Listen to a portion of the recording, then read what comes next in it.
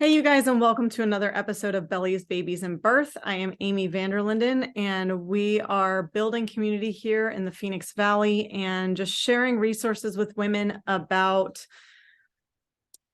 just educating on anything that might be useful to them for their health and their families. And I'm really excited about our topic today, something we haven't visited in a very long time. And without further ado, I will introduce Chyanne with Revival Hypnotherapy. Cheyenne, why don't you share a little bit more about who you are and just a little intro to your business? Obviously, we'll be diving in here shortly, but tell us a little bit about you. Hi, guys. My name is Chyanne Perea. I'm a registered respiratory therapist by degree. I've been a respiratory therapist for 2 years, and I've been in the healthcare business for 10 years. Um, I'm deeply connected to breath. In addition to being a respiratory therapist, I'm a certified hypnotherapist and breath work specialist. Um, so a little bit about Revival. I have used hypnosis for over 15 years now. It is a great tool to use to help you heal yourself, essentially. And I believe that God has given us this amazing gift and that we need to have more avenues to use it. Um, so I created Revival Birth because I went through a birth through COVID, and I decided to use hypnotherapy to help me in that process. And I love postpartum birth, all of it, all the good things that women go through. And hypnotherapy is just a really great way for women to heal their minds, heal their bodies, and really deeply connect with their souls. So that's what Revival is about. That's awesome. I love that you shared that. And so I know when we first met, we've quite a few overlapping circles and mutual friends, which is really fun. Um, I want to help people because I feel like there's a couple different pieces we could get into in terms of just hypnosis for healing. So let's start there, just using the overall techniques that you have with the breath work and the hypnosis, just for any person, male, female, adult. Do you work with teens at all? I don't think I I asked. do work with teens. I prefer them to be after 16 years old, though. Um, right around, and there's a reason to that, and that's because a lot of our hormones are developing before 16. And I feel like 16 is kind of a good point where, there's still some hormones that are developing, but as far as everything that's new and we're still discovering our bodies, we're already past that. Um, so as far as breath work and hypnosis goes, they're really kind of connected together. In order for us to get into hypnosis, we need to be deeply relaxed. And essentially, that's really what hypnosis is. It's a deep state of relaxation. And how people get into relaxation or a deep state of relaxation is controlling their breath. Um, so, different types of breath work techniques can help your body get prepared for hypnosis. I just led ladies' night the other night, and I started with breath work, and we did 15 minutes of breath work. So it's just 15 minutes of different breathing exercises that helped these women close out all of the noise around them, get outside of their head, and get connected to their soul. And as humans, we forget how deeply important our soul is to our body. We walk around in our heads a lot. We think about everything that's going on. We think about the future a lot. We don't really live in the present. And when you're doing breath work, it really forces you to become aware of the present and become aware of everything that's going on right then and there. Um, if you're new to breath work, the there's tons of different classes around the valley that you can take. But if maybe you don't want to join a class, there's lots of different um, short little breath work exercises on YouTube. My husband does this every other day. He doesn't feel comfortable going to classes just yet, so he just does 15 minutes of breath work on YouTube, and it really has helped his anxiety. It's helped his depression. And it's really, he's a war veteran, so it's helped his PTSD tremendously as well. Yeah, that's huge. And I mean, that's part of why when I found out what you did when we first met, that I'm such a fan, because I mean, that's breath work is at the heart of why I opened the yoga studio. That same exact thing you said of, we don't slow down, we don't look inward, we're not in the present, and you can't heal anything, but especially past trauma or anxiety or things like PTSD, when if you're not in the present moment, and if you're not able to at least access some different pieces through that feeling intelligence. And so, yeah, could not possibly agree more. And I love that there are so many different ways for people to kind of get into this space, right? They, like you said, they can go to a class. Some yoga emphasizes breath work, the videos on YouTube, tons of different workshops and things. One of our instructors is particularly passionate about breath work and does a workshop just on that every, I don't know, every 3-4 months. But okay, so hypnosis is that relaxed state that you settle into, and you choose to access that through the breath work. But there's also something else incredibly unique about your practice, and that is underscored by your faith and those beliefs. So tell us a little bit about that. So I use Christian, I believe in Jesus Christ, obviously. I'm a Christian, I'm a practicing Christian, and Christianity and hypnosis is kind of controversial historically. And when I first started, well, let's rewind. If you think about how yoga and Christianity was controversial, that's kind of where Christianity and hypnosis lie today. And I went to my first Christian yoga class like over 15 years ago. And so when I was exploring hypnosis, I was like, well, how come we can't make hypnosis part of our Christian practices, just like we made yoga part of our Christian practices? And it really just depends on the mindset of the individual and the coach that they're going in hypnosis with. And so I started diving a little deeper, and I was like, it actually says in the Bible in Matthew 18:20, and I reference this on my website, where 2 or more have gathered here, I am with them. And so if your hypnotherapist is Christian and you're Christian, God is already with you. God is present. And so when you go into hypnosis, you're being vulnerable. You're vulnerable with the therapist. You're vulnerable with your doctor. You're vulnerable with your spouse, with yourself. So it's no different than being in a Bible study, because my patients and I talk together about their goals and how they want to improve their life. And we talk about how God can improve their life together. And then that's kind of how I build a session there, is I find out what it is that they're struggling with, and I bring God into that session with us. All of my sessions are Christ-centered sessions.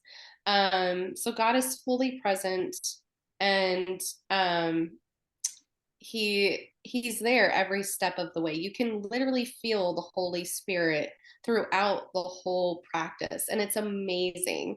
I do see people that don't believe in Jesus. I am open practice to whoever, but they know that when they go into hypnosis, that their hearts and their minds are guarded because they have somebody who is trustworthy and educated in doing that with them. And then I know that some Christians find hypnosis to be a little controversial because, you know, there's a lot of myths about hypnosis. Let's get into some of those. Like, I feel like one of the biggest one is that you're turning your mind over to be controlled by someone else. Like that classic, oh, in a show, I'm going to make you balk like a chicken, Yeah. Let's go. I'm myth busting's my jam. Let's do this. Like, so Okay. explain why So that's not what it is. yeah, that is absolutely not what it is.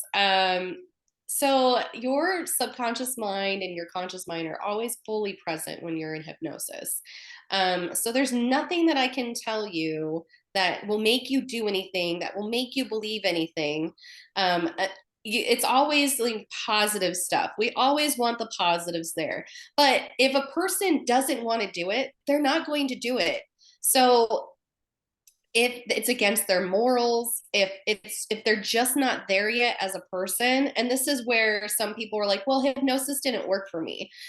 It kind of just depends on where you are at in accepting those affirmations and those positive suggestions. So if you're just like 50% of it, you're not going to fully embrace the positive suggestion that you're willing to change yet. But if you're somebody who's fed up with everything that's going on and you're like, no, I'm 90%, I'm 100% in this, I want to fix this, then you're definitely going to have some success with hypnosis. As far as you putting over your control, letting somebody else in your mind, that's absolutely not what happens either. You're fully awake and you're fully present. A lot of people don't understand that they experience hypnosis every single day. If you have daydreamed, you've experienced hypnosis. If you've driven in a car and you don't know how you got to the place that you ended up driving to, that's hypnosis. Your subconscious mind was doing what you already knew how to do, you know? So there's everybody experiences hypnosis. It just depends on the way that you experience it, whether you are consciously putting yourself in it by attending a session with me or another hypnotherapist, or whether your subconscious mind is having you have a daydream or putting you to sleep and you're dreaming in a dream state. Basically, hypnosis is a dream, and it's it's just a really cool awake dream that you get to be a part of. um Another thing that is a myth is that, oh, if I fall asleep during a session, I didn't retain anything. Also another myth. Your subconscious mind is always listening. This is why people will listen to affirmations when they go to sleep. This is how people learn languages in their sleep. This is why back in the day they told you to put classical music on for your babies to listen to make them smarter. This Your mind is always working. It's always working. So even if you do fall asleep, and I always tell people that's the worst thing that could happen is you fall asleep. And it's totally fine if you do, if it does, because your mind's still listening. You're just in such a deeply relaxed state that your body was like, man, I really need to rest right now. And to be honest, that's an incredible honor when that does happen, because that means that your body fully trusts the environment that you're in. Well, you took my second example. I was going to bring up the sleeping thing. Awesome. Any other myths you think is important? I need to get like a buzzer so we can be like, false. Any other myths you feel like it's important to kind of dispel? um, the last one is hypnosis really, there's not any adverse side effects. I will say that if somebody has been previously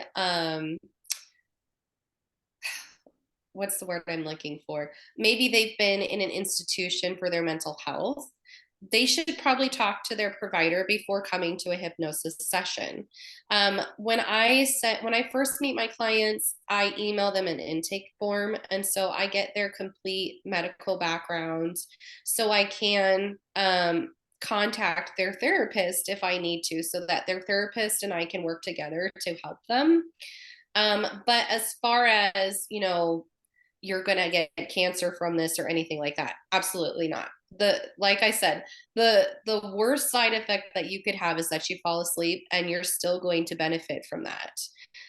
But I do tell people, if they are being seen for some psychosis, that they do need to talk to their provider before coming and seeing me.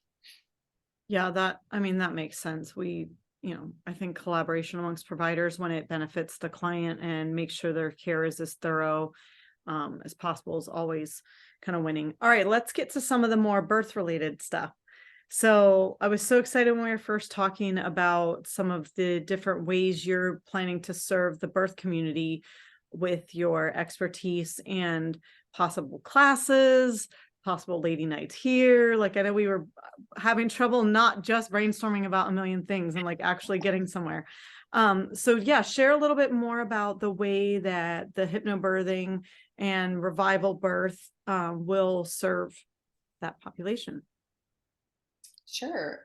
So I wanted to provide another tool to women who maybe have been curious about hypnobirthing or hypnosis, and spiritually they're just not there yet. Revival birth is going to be a complete Christ-centered birth experience. It's very different from Christian hypnotherapy or hypnobirthing. I know they have an app that you can use. It's extremely different than hypnobirthing or hypnobabies, because this is one-on-one. The mom and I meet together. And I am also talking to other individuals in the birth community to get childbirth classes in with this mix as well. So I have a couple. I have an East Valley person and a West Valley person that I am working with to try and see if we can make that mutually beneficial for everybody, so that parents have a one-stop shop to come to. Moms can come and have their revival, not have any fears behind their birth, feel empowered when they go to birth. But also their partners will understand what's going on. They'll have a better grasp on how to help them, how to assist them with calming their minds. Another difference between revival birth is that it's 8 weeks instead of 6 weeks, as well as it is going to be for moms of all different types of births.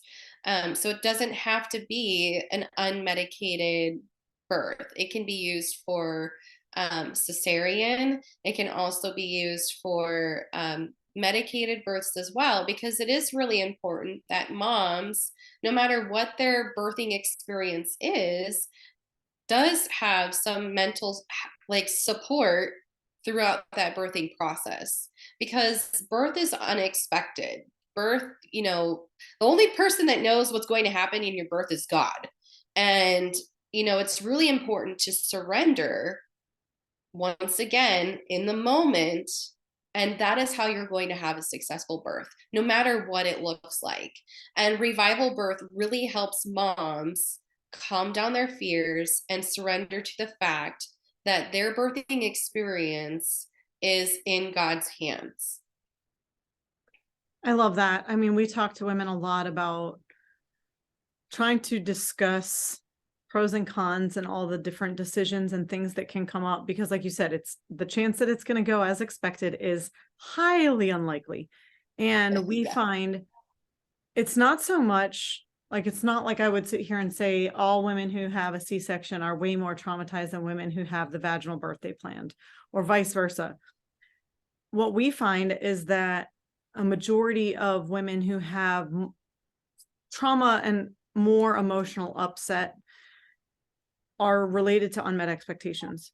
And I think we could take that statement to probably life. We have a lot of expectations that we set. That's probably why it's one of the four agreements, is to like not have expectations of people. But so we try to talk a lot about those unmet expectations and how to kind of just offset those and be more confident in the pros and cons and surrender to that journey, like you're saying. So I love it. And that is a very unique point I was writing, because I wanted to make sure and make that distinction, not just the 8 weeks, but the fact that it's not just for an at-home birth or a birth center birth, or a natural birth. I think that's really important for women to know, that the distinction is possible. What else do you want to say about, well, let me just ask some questions. So would women need to take a regular, more traditional birth prep class and take this? So that's what I'm hoping to do with the other childbirth workers. I am reaching out, to, like I said, to a couple different childbirth class educators, because what I'm wanting to do is kind of make it a package deal so that moms can have their sessions with me, whether that's mobile, virtual, or in office here in Chandler. Um, or and in addition to their sessions, their 8 sessions with me, they will also have a recording that they listen to. It's a series of recordings that I will be giving them.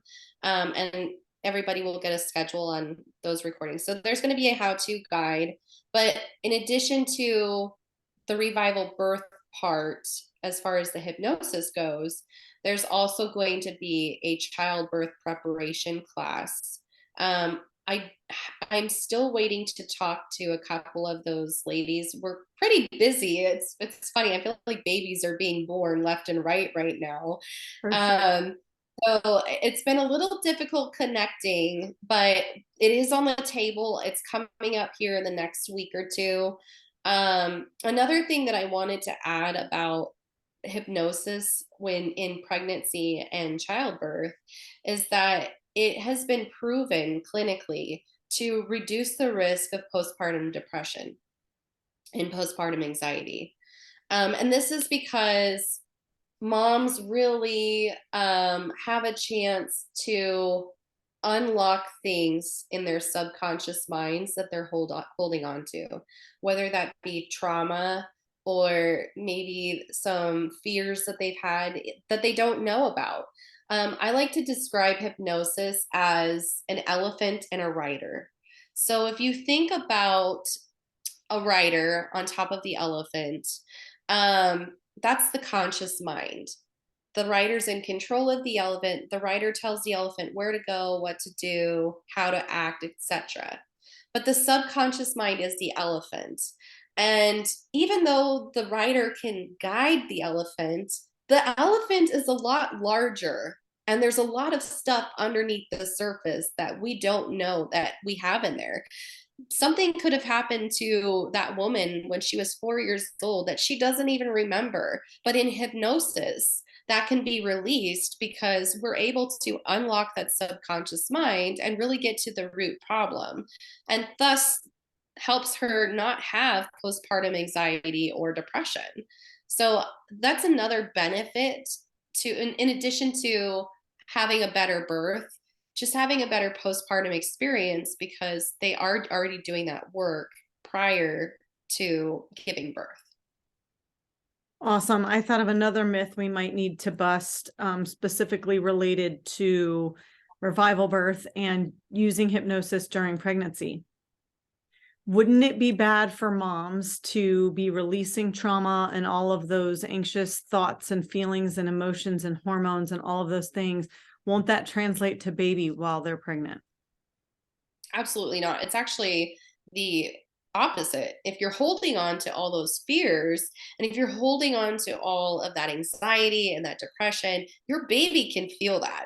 So when you release that and you release those fears and you calm yourself down, baby can feel that too.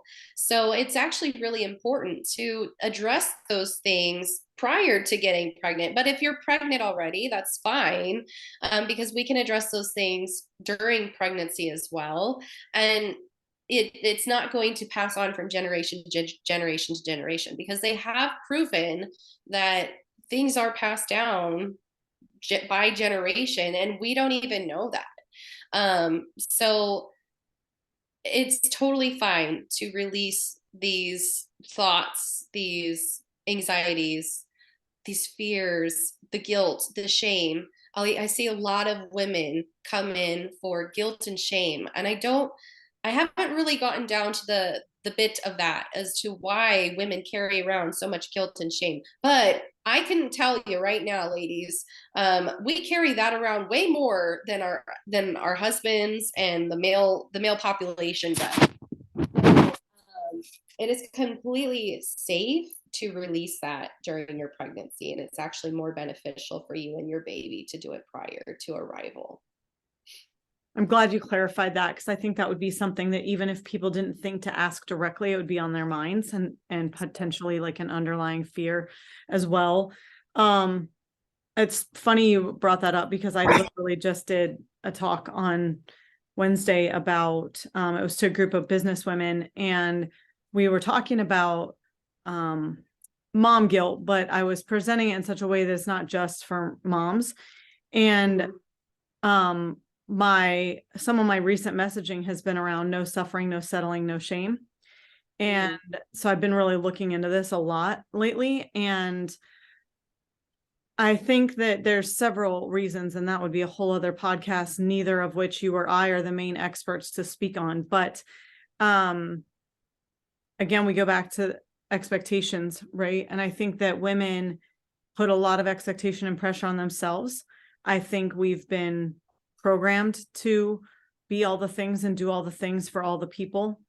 You know, there's been some much more famous people that have brought this issue up. Brene Brown, even Rachel Hollis, saying like, you never hear a woman saying to another woman, like, oh my gosh, I can't believe you're training for a marathon. You're such a great mom.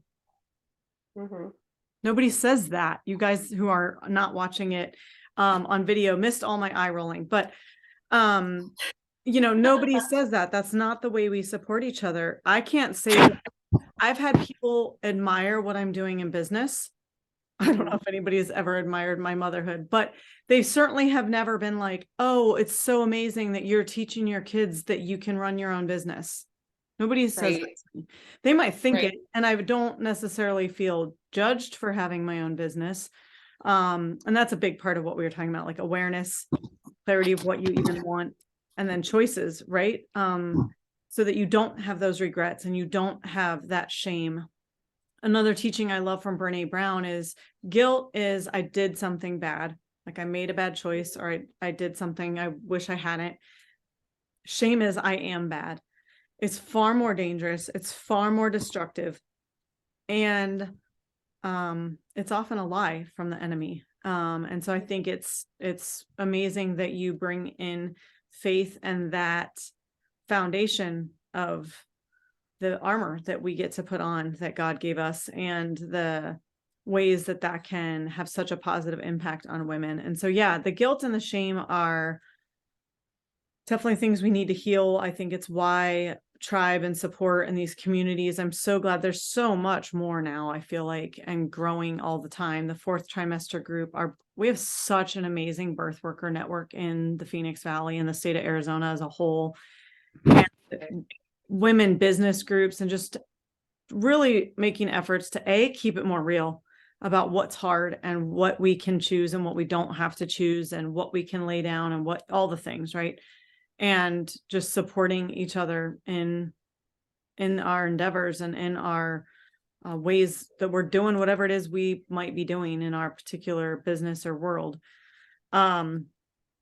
What else do you want to tell people? I know it's very, very new. It was fun brainstorming with you when we met. Was that like 4 or 5 weeks ago? I think about 4 weeks ago. Something like that. But yeah, just all the revival birth things that you're building and growing. Excited about your birth worker nights, and all the possibilities maybe for us to be doing a ladies' night here, and some of the other things that you're going on. So why don't you share a little bit about some of those other extracurriculars you have going on with your business and your heart behind those? Okay. It's so funny because it's like I have a journal that I keep next to my bed now, because every time I wake up, God has given me something new. And I'm like, oh, I gotta write this down right now before I forget it. So ladies' night came to me in a vision from God. And it's funny that we were talking about guilt and shame, because I'm going to be completely real right now. I am not the best person at taking care of myself. I can take care of others. I take care of others all day long. When I am not doing this business, I still work 2 days a week at the hospital. So I take care of others deeply professionally. In addition to raising children and taking care of a grandmother and taking care of a husband, I'm the last person on the totem pole. And so I told myself that this year, no more excuses, that I am going to put myself first, even if I don't feel like it in the moment. And that kind of sparked Ladies Self Care Night for me.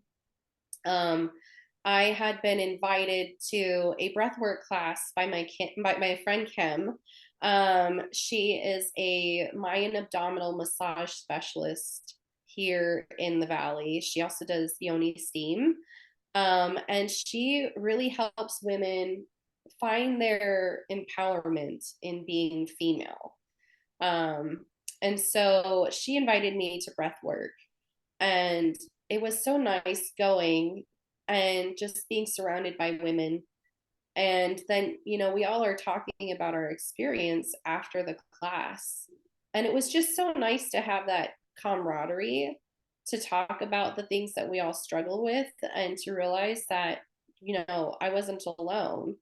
And it's women of different ages. And that's what I love about it, because it's not just, the new moms that are tired, or, a certain age group. It was women from, they didn't have children, all the way to, they were probably 65 or older. And I loved that because you got to hear the different walks of life from everybody. And the struggles were all similar. And so I went home and I got to thinking, and I was like, what if we did a lady self care night, but in addition to breath work, we did guided hypnosis, and we brought in different other forms of healing, whether that's sound healing or energy healing or chiropractic care or acupuncture. There's tons of different individuals that I'm connecting with in the Valley to kind of help women find a way to come and be healed. These are 2 hour long classes. The pricing ranges differently depending on what we're offering, but typically we try and keep it at $65. But for 2 hours, you really get a jam-packed session of healing, and you walk away feeling refreshed. You walk away feeling empowered. Uh, it's just amazing how well you feel and how deeply connected you become to yourself during this time. Um, I want to start, another thing that I want to start doing is having a child-led guided hypnosis. So I want kiddos to come in. I'm thinking from 7 to 18. And this is where I want to help teach them mindfulness and meditation and the importance of being still. Because if we want to change the future, and if we want to change future generations, we need to teach people how to be uncomfortable in the uncomfortable at I'm sorry, I messed that up. How to be comfortable in the uncomfortable at a very early age. And I did this with my kids last month. They were being crazy, they were being rowdy, and it was like mommy needed a timeout, but like I couldn't remove myself from the moment. So I had us all get mats and blankets, and we laid down on the floor, and I put on some aromatherapy and some singing bowls, and I led them through a hypnosis where they got to ride a pony. And it took my ADHDers a little bit more time to get into that relaxed state, but all of them were successful at it. And all of them were able to tell me what their pony looked like. They were to tell me how their pony ate carrots and apples out of their hands and how they felt it. And just to see that joy on their face and to see them really surrender to themselves in that moment where they just looked more refreshed. They weren't bouncing off the walls. They weren't pulling at the seams. I had one that was very emotional that day, and she just released so much of that pent up emotion that she was carrying around. And to see them walk away and feel so much better, it made me feel so much better as a parent. And so I really want to have other children experience that as well. That's a little bit further down the road. Um, Obviously, I really want to work on this revival birth and ladies night first. And then also birth worker self-care night. um, I'm so excited for birth worker self-care night. I've partnered this time with Tracy with Modern Day Midwife and Dr. Renee at Chiropractic Solutions, and these amazing women were like, hey, we want to do a self-care night, but for birth workers. And I was like, okay, let's do it. And it's been an amazing experience. We haven't, it's coming on the 29th, Ninth. I believe, Yep. 29th. Yep. And it's going to be an amazing night for just birth workers to come and fellowship and just kind of have a relaxing experience and enjoy that camaraderie and share their experiences about what they've been dealing with. Maybe they need to vent about, a birth that they've attended, or maybe they need to just be present in the moment. This is a night for women to have that opportunity to do that and to be in a safe place and not feel judged. And I'm extremely honored to be able to be a part of this. Yeah, was very grateful to be invited, and I'm really looking forward to it. So yeah, I had some family plans that changed, so I was like, woohoo, I can go. You got like, you have to go, Amy. You have to go. You're so cute bugging me on Instagram. I'm like, I'm trying. Yeah, I'm definitely looking forward to that. I want to back up 2 things ago. You said something that wasn't what I thought you were gonna wrap up this session, that sentence with, and I want to go back to it because I think it's a missing piece for a lot of situations right now. And you said when you were talking about the ladies' night, and you're like, and they left so much more connected to themselves. And I thought you were going to say connected because of the group experience. And 2 things that came to mind were, we have not placed much value on that. I think right now, and especially like even what you just shared about birth worker night, we are finally placing value and have been for a bit now, but on tribe.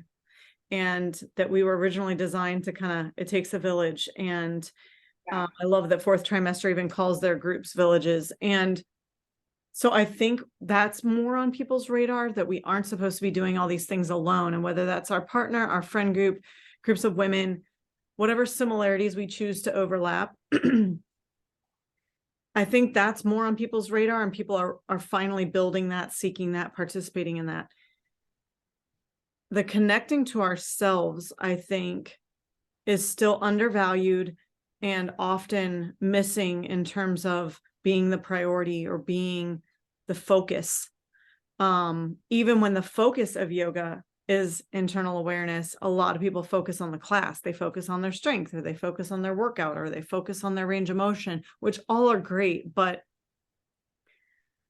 we're still not recognizing the premium superpower. I did some workshops last weekend. I talked about, I was like, you guys aren't going to like this. It's like, but the best superpower I can possibly reveal to you and leave you with is awareness. It's like, yes. And it's not necessarily easy, but it's incredibly simple. And yet I still feel like that inner connectedness, that inner awareness is still largely undervalued, and we don't pursue it. We don't invest in it. We don't, and that's really, as I'm sure you know and would agree and teach your clients, that's the magic to healing, is when you can Mhm. be in that space and make that space safe and make that space where you're getting your wisdom and your choices from.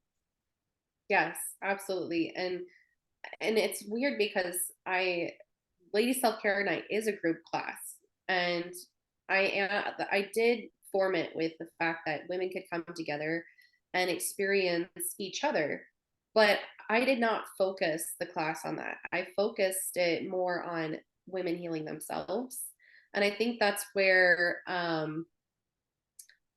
kind of, if a woman came to a class and made a friend, awesome.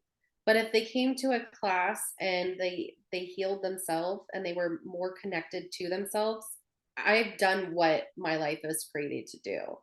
Because like you said, we really don't place a value on ourselves. We are more focused on, it takes a village to raise a child, and where's your mom tribe, and that's great. We do need that. We do need that support. I'm not downplaying that in any way.